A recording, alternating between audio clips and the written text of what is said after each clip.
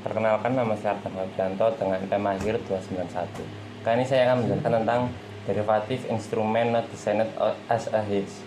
Definisinya yaitu derivatif adalah instrumen keuangan yang nilainya tergantung pada aset acuan seperti suku bunga, mata uang, atau komoditas. Contohnya yaitu ada yang pertama, futures, kontrak, forward contract, option contract, dan swaps. Pencatatannya diakui sebagai aset atau liabilitas dari neraca pada nilai wajar. Yang kedua, perubahan nilai wajar dicatat ke laba rugi income statement setiap periode. Tujuannya yaitu transparansi dalam pelaporan risiko pasar meskipun tidak digunakan sebagai lindung nilai formal. Selanjutnya ada cash flow hedge, digunakan untuk melindungi variabilitas arus kas masa depan dari risiko harga, suku bunga, atau kurs. Perlakuannya yang pertama, bagian efektif dicatat di OC dan dideklasifikasikan ke laba saat transaksi terjadi. Yang kedua, bagian tidak efektif langsung ke laba rugi.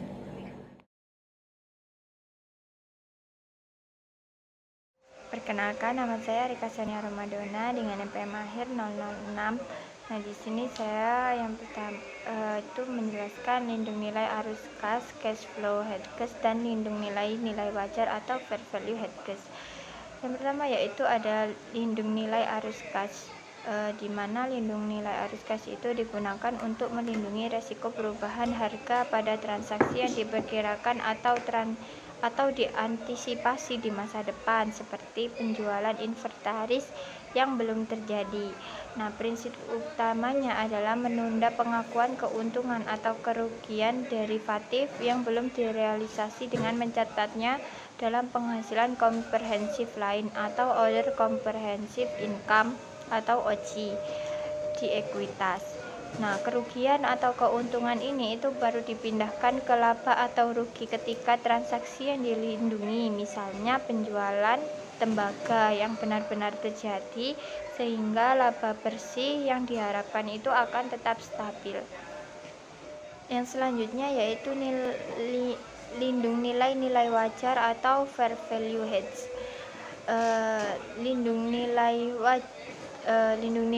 wajar itu digunakan untuk melindungi resiko harga pada aset atau liabilitas yang sudah ada di neraca, seperti persediaan minyak mentah atau utang suku bunga tetap. Nah, prinsip utamanya adalah menerapkan akuntansi mark to market, di mana baik derivatif maupun item yang dilindungi nilainya seperti aset atau liabilitas itu disesuaikan nilainya, dan semua keuntungan atau kerugian dari kedua sisi segera diakui dalam laba atau rugi. Tujuannya adalah untuk agar kerugiannya pada satu sisi, misalnya nilai aset turun, diimbangi secara bersamaan oleh keuntungan pada sisi derivatif dan menghasilkan dampak bersih yang minimal pada laba. Selanjutnya di sini ada contoh. Yang pertama, kontrak forward tembaga pada lindung nilai arus kas. Nah, Greek Company itu melakukan nilai arus kas atas penjualan tembaga masa depan sebesar 2,20 per pon. Sedangkan perubahan nilai kontrak forward itu dicatat di OCI atau ditangguhkan saat penjualan itu terjadi. Nah, OCI itu direklasifikasi ke penjualan. Tujuannya itu laba kotor atau bersih mendapatkan 400.000 dan dipertahankan terlepas dari harga pasar akhir. Lalu yang kedua yaitu ada contoh kontrak forward minyak mentah.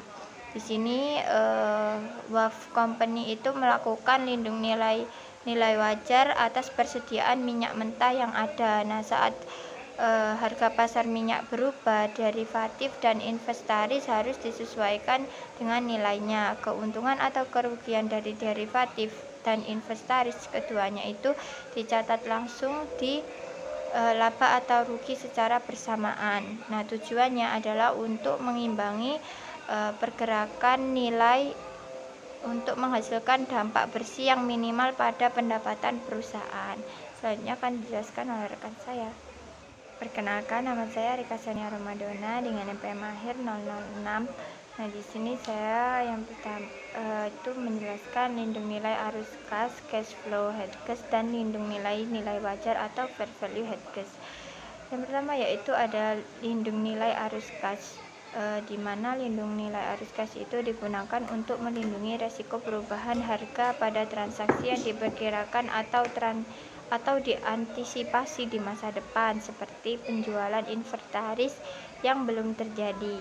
Nah, prinsip utamanya adalah menunda pengakuan keuntungan atau kerugian derivatif yang belum direalisasi dengan mencatatnya dalam penghasilan komprehensif lain atau Other Comprehensive Income atau OCI di ekuitas. Nah, kerugian atau keuntungan ini itu baru dipindahkan ke laba atau rugi ketika transaksi yang dilindungi, misalnya penjualan tembaga yang benar-benar terjadi, sehingga laba bersih yang diharapkan itu akan tetap stabil. Jadi ada beberapa syarat utama agar forward contract itu memenuhi kualifikasi dari cash flow hedge. Yang pertama, critical terms match. Jadi critical terms match itu berarti seluruh ketentuan utama antara forward contract dan item yang dilindungi itu harus sama. Jadi sehingga perubahan nilai tukar tidak menimbulkan variabilitas arus kas lagi. Nah, jika tanggal jatuh tempo, mata uang, dan jumlah unit mata uang itu benar-benar sama, maka perubahan kurs pada aset atau liabilitas akan sepenuhnya diimbangi oleh perubahan nilai pada forward contract. Nah, jika ada ketidaksesuaian, maka hedge itu tidak akan lagi efektif dan harus diperlakukan sebagai fair value hedge. Yang kedua, yaitu pengakuan laba atau rugi. Jadi dalam cash flow hedge, aset atau liabilitas berdenominasi falas terhadap tetap harus di-remeasure atau dihitung kembali setiap periode menggunakan spot rate, dan selisih kursnya langsung masuk ke dalam laba rugi. Sementara itu, laba atau rugi dari instrumen derivatif tidak masuk laba rugi, melainkan dicatat sebagai atau di Other Comprehensive Income atau OCI terlebih dahulu. Nantinya, sebagian saldo dari OCI atau Other Comprehensive Income ini direfleksikan ke laba rugi secara bertahap untuk mengoffset selisih kurs dari aset atau liabilitas sehingga dampak bersih ke earnings itu tetap stabil. Yang ketiga yaitu premium atau premi atau discount amortization. Jadi selisih antara forward rate dan juga spot rate pada awal kontrak disebut premium atau diskon, dan jumlah ini tuh tidak langsung diakui sekaligus. Jadi dalam cash flow hedge, premium atau diskon ini harus diamortisasi ke laba rugi sepanjang masa kontrak menggunakan effective interest method. Jadi sehingga biaya hedging itu dicatat secara sistematis dan konsisten sesuai periode perlindungan yang diberikan di kontrak. Jadi di sini ada contoh kasus dari cash flow hedge atas piutang falas.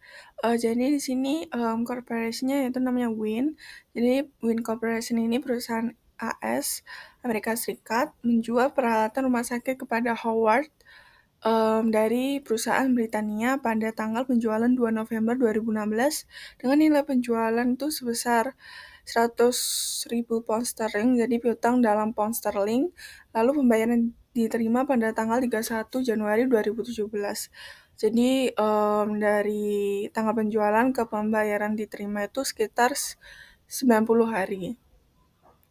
Lalu tujuan hedging-nya yaitu untuk melindungi risiko fluktuasi kurs atau piutang tersebut. Lalu instrumennya yaitu forward contract 90 hari dengan Ross Corporation dengan metode settlement-nya itu yaitu net settlement. Jadi tidak menyerahkan pound fisik, hanya selisih nilai dibayar atau dikompensasi dengan suku bunga relevan 12%. Jadi data kursnya yaitu November pada tanggal 2 November spot rate $1.650, forward rate $1.638 dengan 90 day forward. Tanggal 31 Desember spot rate $1.660, lalu dengan forward rate $1.655 dengan 30 day forward. Lalu tanggal 31 Januari dengan spot rate 1.665, forward rate tidak ada. Lalu selanjutnya pencatatan penjualan pada tanggal 2 November 2016, WinCorp menjual barang dan mencatat piutang sebesar nilai spot saat transaksi.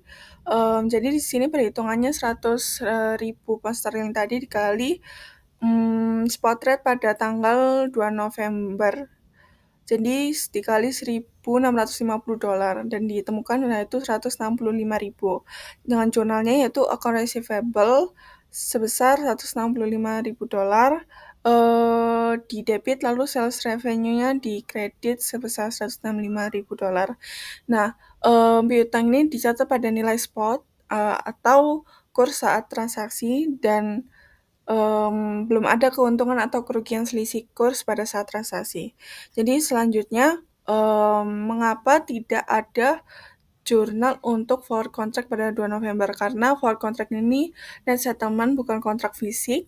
Jadi untuk forward dengan net settlement tidak ada pembayaran awal, sehingga tidak ada akun kas atau aset derivatif yang diakui pada tanggal penandatanganan kontrak. Nah, derivatif ini itu baru diakui nilai wajarnya ketika ada perubahan nilai atau pada akhir periode atau settlement. Jadi intinya WinCorp itu punya piutang falas sebesar $100.000 pound sterling, lalu nilai dolar piutang itu belum fix dan bisa berubah-ubah sampai dengan 31 Januari. Jadi untuk mengunci arus kas dolar tersebut, Win Corporation menggunakan forward contract. Namun forward tidak dicatat di awal karena tidak ada kas keluar dan juga tidak ada nilai wajar yang harus diakui pada inception. Selanjutnya saya akan menjelaskan lanjutan dari kasus tadi. Jadi mark to mark accounts receivable pada 31 Desember 2016. Piutang dalam pounds harus disesuaikan dengan nilai wajarnya menggunakan spot rate baru, yaitu spot rate-nya kan tadi 2 November 1650, lalu spot rate 31 Desember 1660, dan selisihnya kan 0,010 per pound sterling. Jadi nilai piutang tuh sebesar 100.000 pound sterling dikali 0,010 per pound sterling. Jadi keuntungannya yaitu 1.000 pound sterling dari keuntungan kurs. Jadi jurnalnya yaitu account receivable di debit sebesar $1.000, lalu exchange gain sebesar $1.000. Jadi piutang menjadi lebih berharga karena nilai GBP naik dari 1.650 ke 1.660. Yang selanjutnya yaitu penjelasan tentang mark to market forward contract. Pada 31 Desember 2016, forward contract WinCorp akan settle pada 31 Januari 2017, sehingga pada 31 Desember kita harus menggunakan forward rates 30 hari, yaitu forward rate kontrak awal 90 hari sebesar $100.638, lalu forward 30 hari per 31 Desember sebesar 1.655, dan selisihnya yaitu 0,017 per pound sterling. Jadi estimasi rugi forwardnya itu sebesar 100.000 dikali 1.655 dikurangi 1.638 dan ditemukan yaitu 1.700. Namun kerugian ini akan terrealisasi 1 bulan lagi, jadi harus di present value-kan. Selanjutnya yaitu perhitungan present value. Nah, diberikan faktor PV itu sebesar 1.011 berdasarkan 12% rate per tahun menjadi 1% per bulan. Jadi PV-nya yaitu 1.700 dibagi 1.011 sama dengan kita temukan nilai 1.638. Maka nilai wajar forward contract rugi sebesar 1.683. Jadi jurnalnya yaitu other comprehensive income sebesar 1.683 di debit, lalu di kredit ada forward contract liability sebesar 1.638. Jadi kerugian ini tuh belum mempengaruhi laba rugi karena masih hedge. Jadi masuk ke other comprehensive income atau OCI. Lalu forward menghasilkan rugi karena rate forward yang dikunci itu 1.638 lebih rendah daripada rate forward pasar 1.655. Lalu selanjutnya yaitu kita mengentry jurnal untuk menghapus exchange gain pada piutang. Jadi ini merupakan hedge accounting karena ini tuh adalah cash flow hedge, maka gain pada piutang tuh harus di offset ke oleh Other Comprehensive Income atau OCI agar dampaknya 0 sebelum realisasi. Jadi jurnalnya itu exchange loss di debit sebesar 1.000 lalu dikreditkan Other Comprehensive Income OCI sebesar 1.000. Jadi jika kurs naik maka piutang untung 1.000. Tapi karena sudah di hedge, laba ini ditahan atau dialihkan ke Other Comprehensive Income atau OCI. Sehingga hedge efektif. Jadi gain dan loss itu netral sampai settlement. Lalu selanjutnya yaitu diskon amortization pada cash flow hedge. Jadi karena forward contract mengunci penerimaan sebesar 100.000 dikali spot rate-nya tadi 1.638 jadi 163.800. Sementara piutang awal dicatat sebesar 100.000 dikali 1.650 ditemukan yaitu 165.000. Nah, selisihnya itu 1.200. Nah, ini tuh dianggap diskon. Jadi GAAP itu mencaratkan bahwa diskon ini harus diamortisasi dengan effective interest rate method selama 3 bulan. Selanjutnya yaitu mencari implicit interest rate. Jadi implicit interest rate-nya itu 165.000 dikali 1 ditambah R dipangkatkan 3. Jadi rumusnya seperti itu sama dengan 163.800. Jadi 1 tambah R pangkat 3 sama dengan 0,99273. 1 tambah R sama dengan 0,99757. R sama dengan minus 0,00243. Jadi implicit rate-nya tuh sebesar minus 0,243% per bulan. Jadi artinya nilai kontrak forward menunjukkan biaya sebesar 0,243% per bulan bagi Win Corporation. Selanjutnya yaitu diskon amortization table. Jadi pada bulan November 30 amortisasinya sebesar $401, lalu sisa balance-nya itu 164.599. Lalu pada 31 Desember yaitu sebesar $400, lalu sisa balance-nya yaitu 164.199. Lalu pada 31 Januari amortisasinya yaitu 399 dan sisa balance-nya yaitu 163.800. Jadi total diskon itu 165.000 dikurangi 163.800 dan ditemukan 1.200. Nah, diamortisasi 3 bulan November, Desember, Januari. Nah, amortisasi tiap bulan turun sedikit karena efektif rate-nya negatif tadi sesuai perhitungan pada sebelumnya. Jadi diskonnya mengecil. Lalu selanjutnya ada jurnal amortisasi November dan juga Desember. Nah, November sampai Desember. Nah, dicatatnya 31 Desember. Jadi amortisasi November kan 401, lalu amortisasi Desember 400. Nah, totalnya kan 801. Maka jurnalnya exchange loss di debit sebesar 801, lalu di kredit ada other comprehensive income sebesar 801. Nah, jurnal ini tuh menambah biaya hedge dan juga other comprehensive income berkurang karena secara bertahap diklasifikasikan ke income melalui exchange loss. Jadi, income berkurang sebesar $801 selama tahun 2016. Lalu yang selanjutnya yaitu posisi akun pada 31 Desember 2016.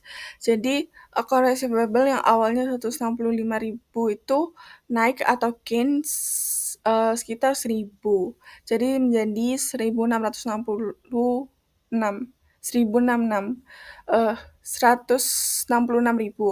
Jadi forward contract nilai wajar ruginya itu 1.683 dicatat sebagai liability, lalu OCI-nya, Other Comprehensive Income-nya, akumulasinya itu rugi forward itu gain 1.683, lalu koreksi untuk offset gain, account receivable-nya itu 1.000 dikurangi 1.000 atau loss 1.000, lalu amortisasinya dari November tambah Desember atau November sama Desember yaitu loss atau dikurangi minus 801. Jadi saldo OCI atau Other Comprehensive Income yaitu 1.683 dikurangi 1.000 dikurangi 801. Dan loss sebesar 118 di kredit sebesar 118.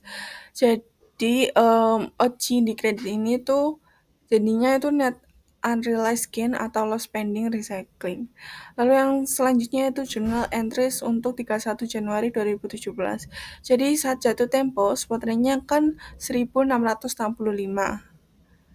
Lalu untuk entry-nya kan jadi Win tuh menerima 100.000 pound sterling dan langsung dikonversikan. Jadi 100.000 pound sterling itu dikali spot rate 1665, jadi ditemukan 100.066.500. Jadi piutang per bukunya itu 166.000, lalu sisa kenaikan kursnya 500 gain.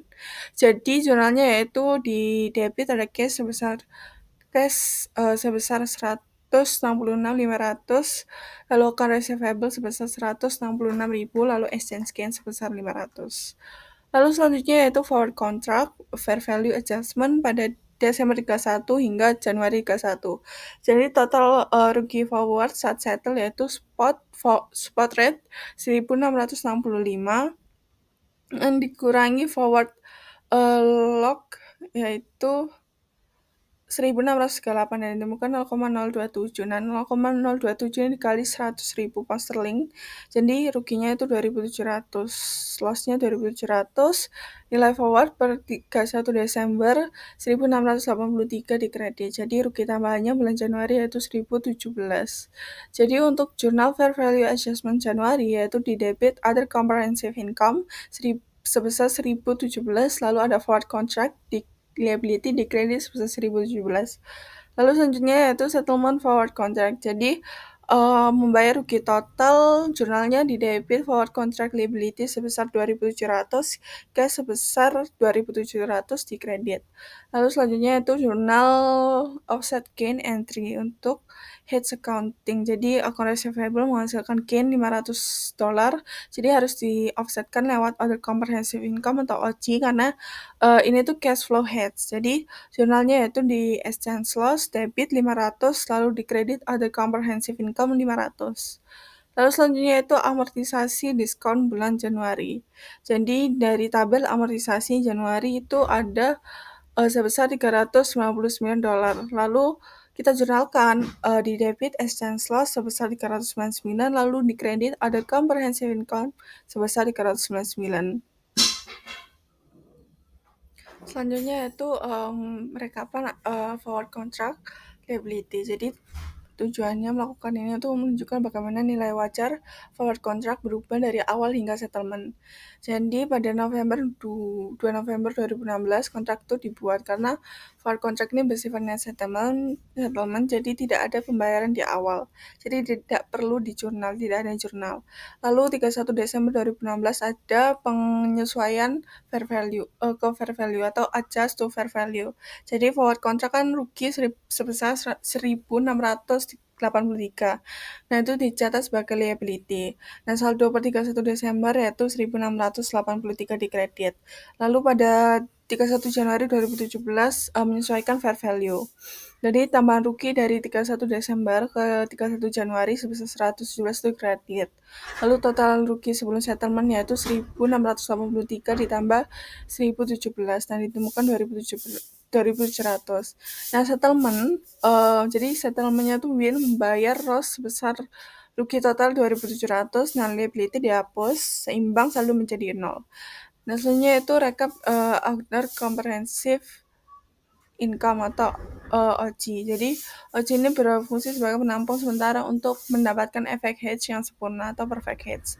Jadi pada 31 Desember 2016 forward contract fair value loss OC di debit 1.683.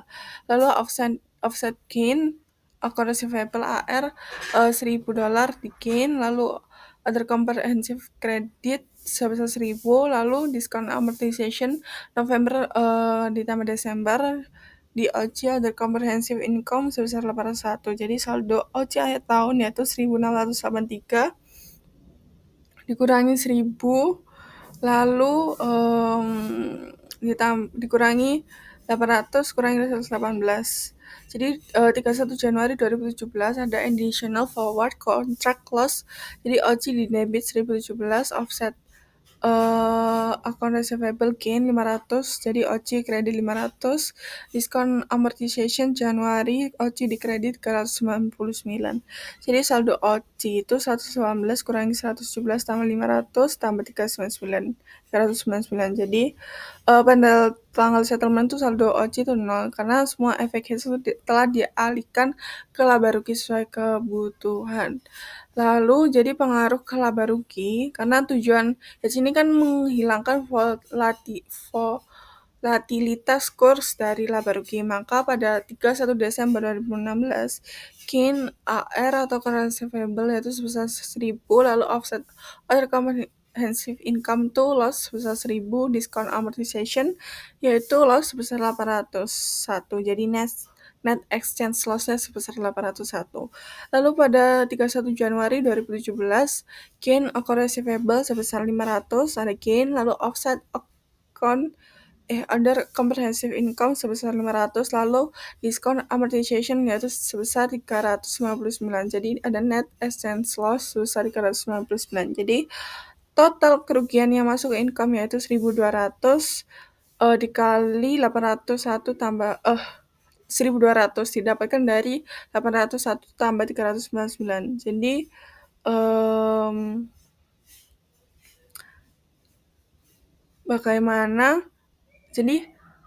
bagaimana sih nilai 164 199 ini tuh muncul di neraca karena nilai amortized cost dari piutang yang telah di-hedge pada 31 Desember itu 164 199. Nah, itu dari account receivable fair value 166 dikurangi less forward contract 1683 dikurangi lagi OC 119 dan ditemukan nilai itu. Lalu jadi yang selanjutnya itu ada contoh soal dari fair value hedge. Jadi di sini transaksi US Oil menjual minyak ke Monato, Jepang pada 1 Desember 2016. Lalu nilai jual yaitu 15 juta yen. Nah, spot rate saat itu sebesar 0,007500. Jadi sebesar 0,0075. Nah, pembayaran dilakukan 60 hari kemudian yaitu 30 Januari 2017. Nah, perusahaan melakukan hedge memakai forward contract 60 hari, tetapi tidak ada net settlement. Jadi, yang benar-benar akan dikirim ke broker. Jadi, kurs yang dipakai pada tanggal 1 Desember, spot rate-nya itu 0,075.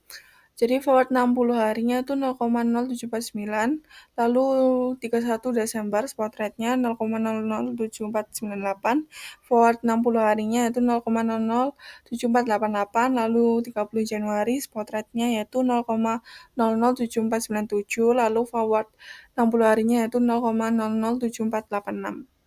Jadi jurnal tanggal 1 Desember 2016 mencatat piutang dari penjualan. Jadi account receivable sebesar 112.500, di debit sales sebesar 112.500 di kredit. Nah, ini perhitungannya dari 15 juta yen dikali spot rate saat itunya. Kali 0,0075. Lalu yang selanjutnya itu jurnal mencatat forward contract dengan fair value hedge. Jadi forward rate-nya itu 60 hari kan, forward rate 60 hari yaitu sebesar 0,00749. Dan nilai kontraknya jadi 15 juta yen dikali forward rate tersebut. Jadi jurnalnya yaitu di debit contract receivable 112 350, lalu ada di debit lalu di kredit kontrak payable sebesar 112 350. Nah, forward contract ini dicatat di neraca, bukan di other comprehensive income, karena ini tuh fair value hedge. Lalu selanjutnya itu menjurnal total gain atau loss yang sudah diketahui di awal. Jadi perusahaan langsung bisa menghitung kerugian atau keuntungan dari hedge. Jadi selisih forward dengan spot itu saat kontrak dibuat. Jadi 0,0749 dikurangi 0,075 dan ditemukan 0,00010. Nah, kerugiannya 0,00010 dikali 15 juta yen dan ditemukan minus atau loss sebesar $150. Jadi perusahaan akan rugi total $150 dari hedge. Jadi kerugian ini tuh yang sudah pasti sebelum melihat fluktuasi kurs berikutnya. Selanjutnya yaitu jurnal penyesuaian 31 Desember 2016. Jadi yang pertama kita menjurnal account receivable ke spot rate baru. Jadi kita menyesuaikan itu. Jadi spot rate baru kan 0,007498. Nah, nilai account receivable baru itu 15 juta dikali spot rate tadi, dan juga nilai sebelumnya kan 112.500. Jadi kita loss sebesar 30 dan kita jurnal di debit exchange loss 30, di kredit account receivable 30. Selanjutnya yaitu mengadjust a forward contract ke fair value menggunakan forward rate. Jadi forward rate 60 hari pada 31 Desember 0,07488. Jadi selisih forward rate-nya tuh 0,0749 dikurangi 0,007489 dikali 15 juta yen dan ditemukan 15. Namun karena nilai ini tuh akan diterima 1 bulan lagi harus didiskon. Jadi discountingnya itu 12% per tahun. Jadi 1% per bulan. Jadi ada gain. Jadi present value 15 dibagi 15 selisih forward rate tadi dibagi 1% per bulan, jadi 1,01 dan ditemukan yaitu gain sebesar $14,85.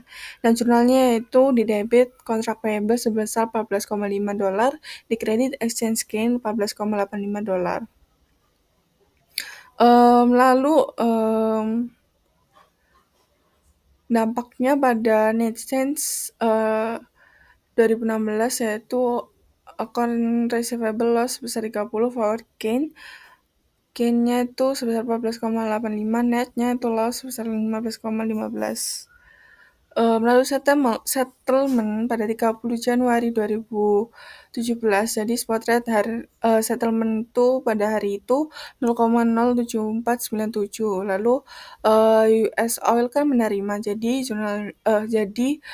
15 juta yen dikali 0,007497 dan ditemukan 112,455.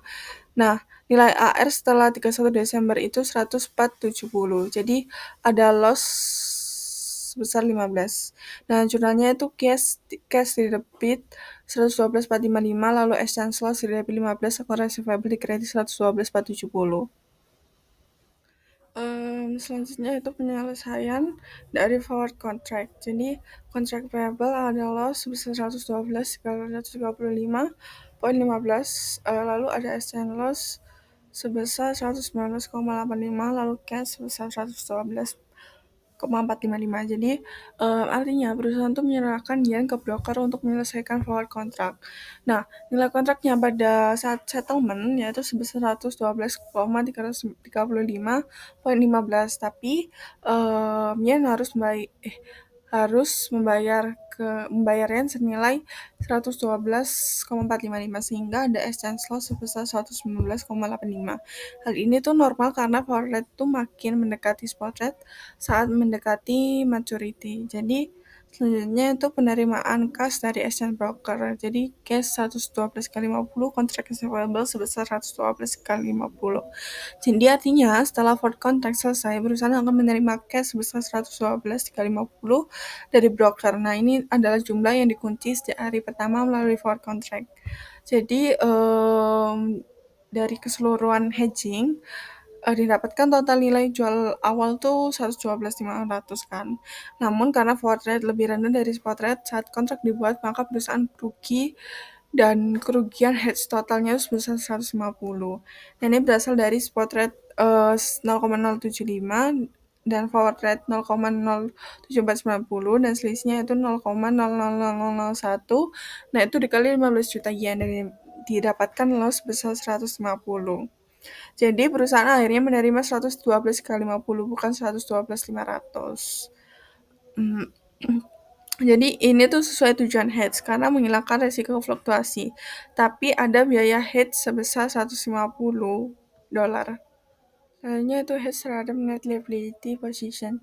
Jadi konsepnya seperti hedging piutang, tetapi item yang dilindungi yaitu liabilitas dalam mata uang asing.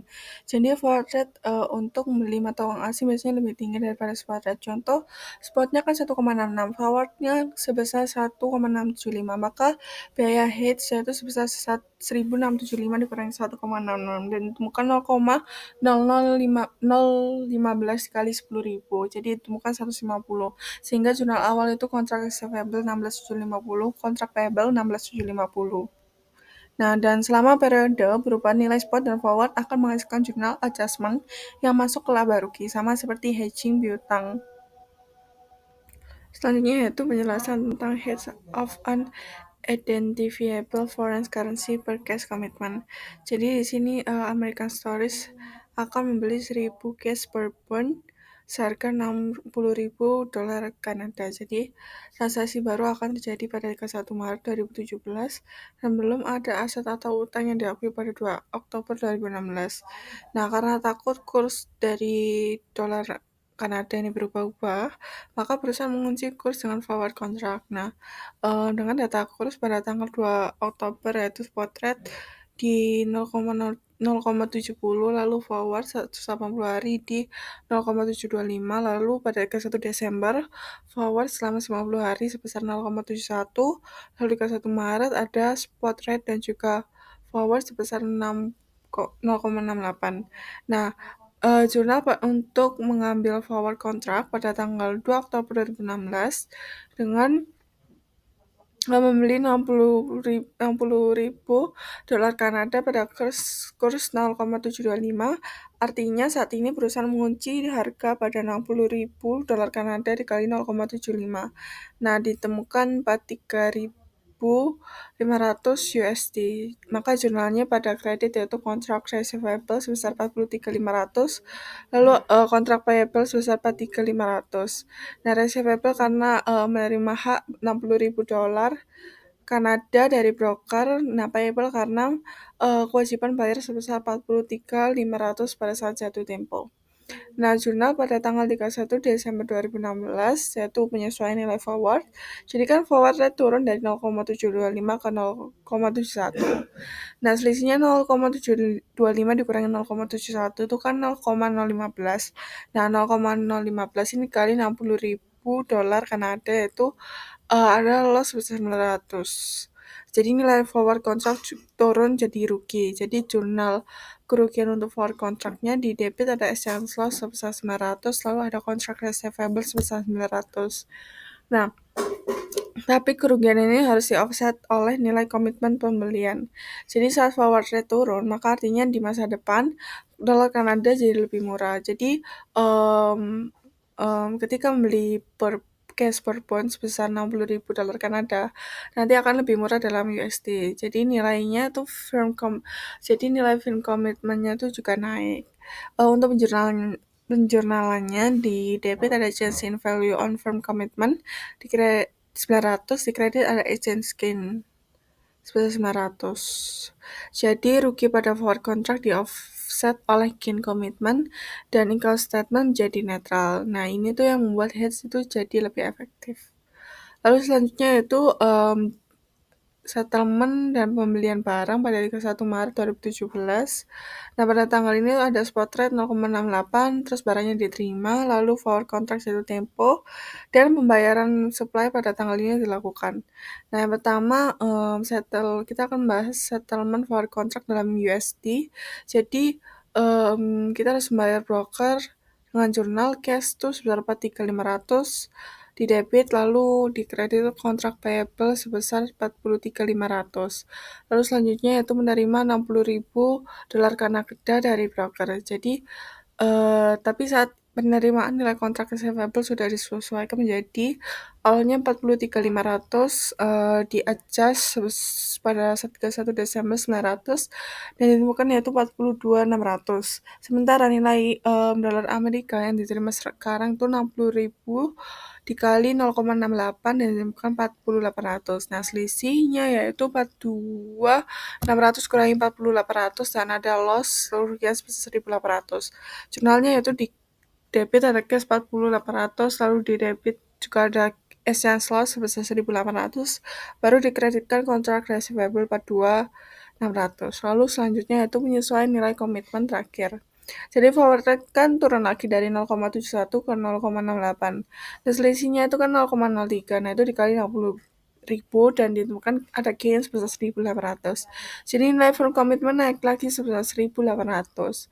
Nah, penjurnalannya yaitu di debit ada change in value on firm commitment sebesar 1.800, lalu ada exchange gain sebesar 1.800. Selanjutnya itu pencatatan persediaan jurnalnya pada PowerPoint. Jadi perusahaan kan ingin nilai inventory dicatat sesuai kurs forward 0,725 karena itu kan lock in price-nya. Jadi 60.000 itu dikali 0,725 dan ditemukan 43.500. Nah, karena sebelumnya firm commitment A1 sudah naik sebesar 900 tambah 1.800 dan jadinya 2.700. Nah, itu harus ditutup saat transaksi terjadi. Jadi jurnalnya itu di debit inventory sebesar 43.500, lalu dikredit ada change in value on firm commitment sebesar 2.700, lalu dikreditkan lagi yaitu cost payable 4.800. Selanjutnya itu pembayaran utang ke supplier dalam dolar Kanada. Nah, jurnalnya yaitu di debit cost payable sebesar 4.800, lalu dikreditkan 40.800. Jadi hasil akhirnya itu inventory itu dicatat 43.500 dan semua perubahan kurs sejak Oktober tidak mempengaruhi laba rugi karena di offsetkan. Jadi hedge efektif 100%. Selanjutnya yaitu ada jurnal pada entry tanggal 31 Maret 2017, yaitu perusahaan membayar broker sesuai kurs yang sudah dikunci 60.000 dolar Kanada dikali 0,725 ditemukan 43.500. Lalu entry yang kedua yaitu pada 31 Desember forward rate 0,71, pada 31 Maret dengan spot rate 0,68. Nah, ini kan dolar Kanada itu terlihat makin melemah. Jadi nilai kontrak receivable sebelumnya telah disesuaikan menjadi 42.600 dan dolar Kanada yang diterima yaitu hanya 40.800. Jadi 42.600 kurangi 40.800. Nah, itu adalah sebesar 1.800. Nah, lalu jurnal yang ketiga itu kan tadi yang pertama pembayaran forward contract, yang kedua menerima 60.000 dolar Kanada, yang ketiga itu mencatat gain dari perubahan nilai firm commitment. Jadi karena dolar Kanada itu turun menerus, jadi melemah, perusahaan membeli PowerPoint lebih murah dalam USD. Ini berarti komitmen pembelian itu menjadi lebih menguntungkan, jadi terjadi gain sebesar 1.800. Jadi forward contract itu rugi atau loss, dalam firm commitment-nya jadi gain atau untung. Jadi gain inilah yang menyeimbangkan rugi dan juga rugi dari forward contract.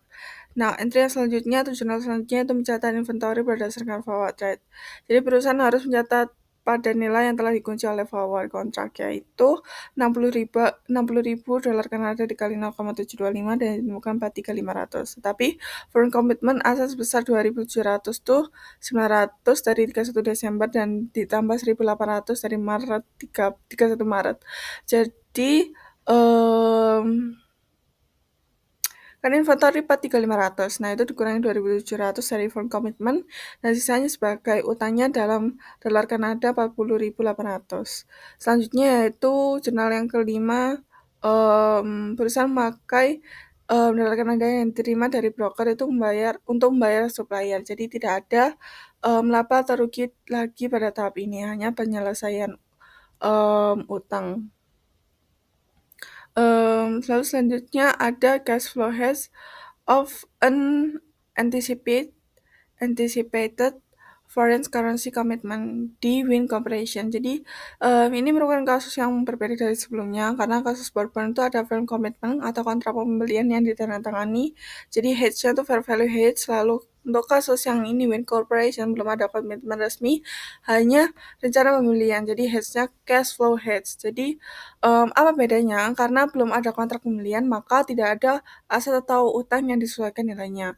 Hanya forward contract yang dinilai pada fair value dan juga gain atau loss itu dimasukkan ke OC atau other comprehensive income, bukan ke income statement. Nah, ini tuh merupakan aturan GAAP untuk cash flow hedge. Jadi di sini untuk example-nya atau contohnya data awal pada 2 Desember 2016 spotnya itu 1.000 maaf maaf, 1,7, lalu 90 day forward-nya 1,68, forward contract diambil yaitu kontrak rugi sebesar 0,02 dikali 500, ditemukan 10.000 yaitu diskon.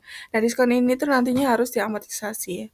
Lalu selanjutnya, ada penjurnalan penyesuaian dari forward fair value pada tanggal 31 Desember 2016. Jadi forward rate kan naik dari 1,68 ke 1,69. Nah, selisihnya kan 0,01. Nah, itu dikali 500. Nah, ditemukan 5.000 gain-nya. Tapi ini nilai future gain, jadi harus di present value. Jadi 5.000 itu dibagi 1,12, jadi 4,901. Nah, ini merupakan fair value forward contract pada 31 Desember. Nah, jurnalnya yaitu forward contract 4.901 di debit, lalu OC-nya di kredit 901. Nah, ini tidak masuk income statement karena cash flow hedge, lalu tidak ada underlying transaction yang dicatat. Selanjutnya yaitu jurnal untuk forward discount adjustment atau amortisasi. Jadi di sini 1,70 dikurangi 1,68 didapatkan 0,02. Nah, 0,02 ini dikali 500.000 dan didapatkan 10.000 dia diskon. Nah, diskon ini artinya Win Corporation beli pound lebih murah dari spot. Nah, ini merupakan biaya hedge dan harus diamortisasi, Kak. Karena amortisasi ini tuh masuk income statement, bukan other comprehensive income atau OC. Sebelum itu saya akan jelaskan ada beberapa konsep dasar yang harus dipahami. Jadi, situasi yang dijelaskan adalah cash flow hedge atas komitmen anticipation atau anticipated atau antisipasi foreign currency commitment. Jadi dalam arti transaksi pembelian tuh belum terjadi karena belum ada aset atau utang, tapi perusahaan sudah melakukan forward contract untuk mengunci kurs di masa depan. Nah, perubahan nilai forward ini dicatat sebagai OC atau Other Comprehensive Income sampai transaksi berlangsung. Nah, jika forward itu memiliki diskon atau karena forward rate lebih rendah dari spot rate, maka diskon itu diamortisasi sebagai exchange gain selama masa kontrak. Nah, di sini diskon forward pada tanggal 2 Desember yaitu spot rate 1,70, forward rate 1,68. Forward kan situ lebih rendah daripada diskon. Nah, perhitungan diskonnya itu forward kan lebih rendah, maka itu termasuk diskon. Nah, perhitungan diskonnya yaitu 1,70 dikurangi 1,68 baru dikali 500.000 dan temukan 10.000. Nah, diskon 10.000 ini diamortisasi hingga kontrak berakhir. Nah, amortization tabelnya yaitu di 31 Desember amortization 3.346, balance-nya yaitu 846.654, lalu di 31 Januari amortization-nya 3.333, balance-nya 843.321, lalu di 2 Maret amortization-nya yaitu 3.321, balance-nya 840.000. Nah, total amortization-nya tuh 10.000. Untuk jurnal dari amortization diskon pada 31 Desember karena diskon diamortisasi menjadi exchange gain. Jadi di debit ada Other Comprehensive Income atau OC sebesar 3.346, lalu di kredit ada exchange gain sebesar 3.346. Hal ini tuh mengurangi saldo Other Comprehensive Income sementara, meningkatkan pendapatan atau exchange gain. Lalu jurnal selanjutnya yaitu Fair Value Forward pada 31 Desember. Karena forward rate-nya 31 Desember itu 1,09, nah perubahan nilai forward-nya itu 1,69 dikurangi 1,68 dan ditemukan 500.000. Nah, itu ditemukan hasil 5.000. Nah, maka PV-nya itu 4.901. Nah, jurnalnya yaitu di debit forward contract yaitu 491, di kredit ada OC Other Comprehensive Income 4.901. Nah, pada jurnal selanjutnya itu forward contract naik menjadi 20.000. Nah, ini tanggal 2 Maret. Jadi spot rate pada 2 Maret yaitu 1,272, lalu forward rate kontraknya itu 1,68. Maka nilai forward kontraknya itu 1,72 dikurangi 1,68 dikali 500.000. Nah, ditemukan 20.000. Nah, saldo forward itu 31 dibanding 12, maka ditemukan 4.901. Nah, kenaikan yang perlu dicatat yaitu 20.000 dikurangi 4.901 dan ditemukan 15.099. Nah, jurnalnya itu di debit forward contract sebesar 15.099, ada comprehensive income-nya sebesar 15.099. Selanjutnya itu penjualan untuk pembelian peralatan. Nah, peralatan ini dihitung sebagai spot rate saat transaksi, maka, perhitungannya itu 500.000 dikali 1,72 dan ditemukan 860.000. Nah, itu di jurnal, di debit equipment 860.000, di kredit cash 860.000. Lalu selanjutnya itu penjurnalan settlement of forward. Jadi Win menerima 20.000 dari si karena spot lebih dari forward. Jadi cash di jurnal di debit 20.000, di kredit forward contract 20.000. Lalu selanjutnya itu amortisasi diskon untuk Januari dan Februari. Nah, total kan amortisasi tadi di tabel amortization di Januari kan 3.333 dan di Februari 3.321. Nah, 6.000. Nah, itu di total kan ditemukan 6.654. Nah, di jurnal, di debit itu ada comprehensive income sebesar 6.654 dan di kredit ada exchange gain sebesar 6.654.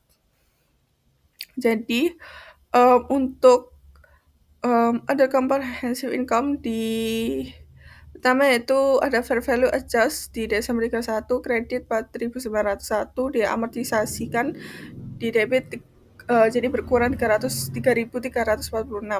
Nah, saldo 31 Desember jadi 1.555 di kredit.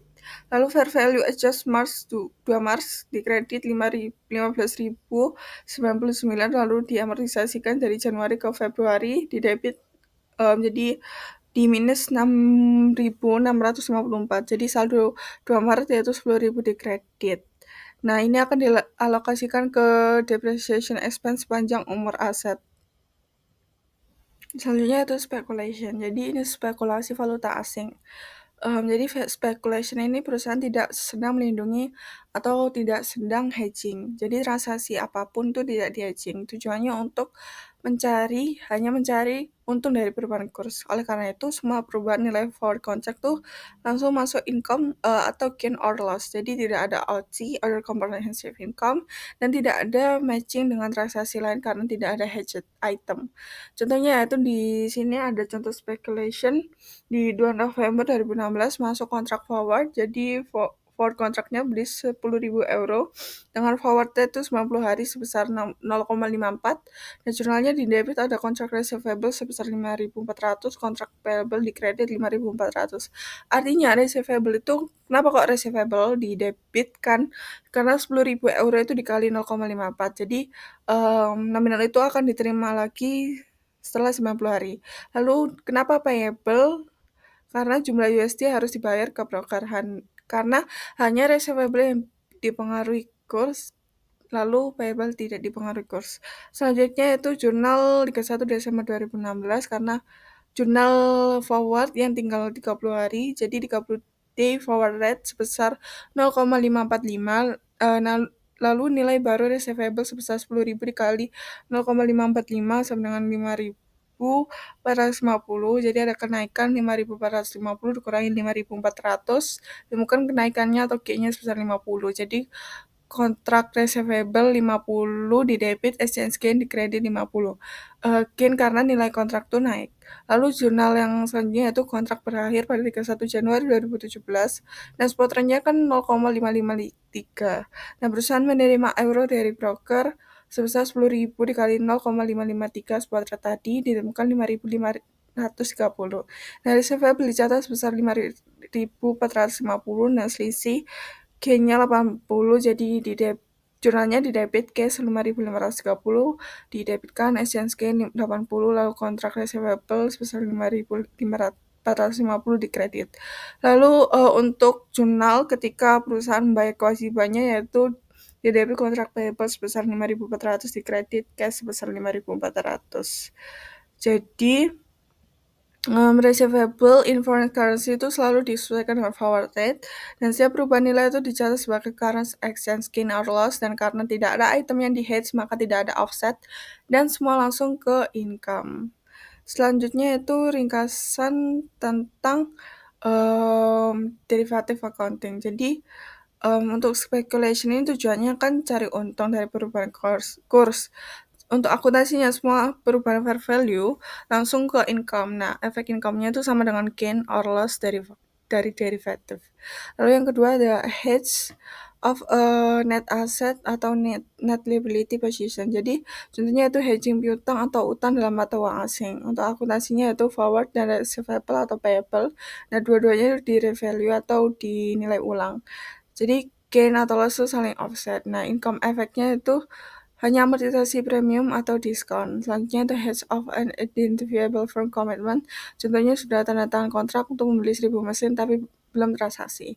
Nah, akuntansinya itu gain or loss hedge, nah masuk ke income, lalu firm commitment-nya yang di hedge juga dicatat menjadi perubahan nilainya dan efeknya itu offset. Nah, income efeknya itu selisih perubahan nilai hedge dengan firm commitment. Lalu selanjutnya hedge of unanticipated transaction, cash flow hedge. Contohnya tuh rencana beli barang di masa depan tapi belum ada kontrak. Akuntansinya tuh gain or loss derivatif masuk ke OCI, order comprehensive income dulu, bukan income. Nah, ketika transaksi terjadi, OCI itu comprehensive income dipindah ke aset atau dampaknya income. Contohnya itu COGS depreciation. Nah, income efeknya itu tidak langsung mempengaruhi pendapatan saat terjadi hedge of unanticipated. Lalu selanjutnya itu hedge of net investment in a foreign entity. Jadi contohnya hedging investasi pada anak perusahaan luar negeri, akuntansinya gain or loss hedge masuk ke OCI, order comprehensive income, akan mengoffsetkan translation adjustment dari foreign subsidiary. Nah, income efeknya mencerminkan perubahan nilai investasi luar negeri. Assalamualaikum warahmatullahi wabarakatuh. Perkenalkan nama saya Dina Alvina dengan NPM 34. Yang selanjutnya adalah footnote atau disclosure requirement. Jadi perusahaan itu harus mengungkapkan bagaimana derivatif itu digunakan dalam strategi di manajemen risiko, menjelaskan jenis risiko yang di hedging dan cara efektivitasnya dinilai. Tujuan laporan nilai wajar itu harus mencakup laba rugi bersih dalam periode berjalan dan lokasi pelaporannya. Dan untuk cash flow hedging itu harus mengungkapkan yang pertama jumlah laba atau rugi dari bagian yang tidak efektif, kedua situasi ketika laba atau rugi direklasifikasi ke laba rugi, yang ketiga estimasi reklasifikasi dalam 12 bulan ke depan, yang terakhir lama waktu minimum melindung nilai atas transaksi yang diantisipasi. Nah, laporkan tuh juga jumlah laba atau rugi yang bisa direklasifikasi jika lindung nilai dihentikan. Selanjutnya adalah International Accounting Standard. Jadi standar utama yang digunakan adalah IAS 32 dan IAS 39. IAS 32 itu Financial Instrument Disclosure and Presentation. IAS 39 Financial Instrument Recognition dan Measurement. IAS 32 itu menekankan klasifikasi instrumen keuangan, liabilitas atau ekuitas, dan pengungkapan nilai wajar.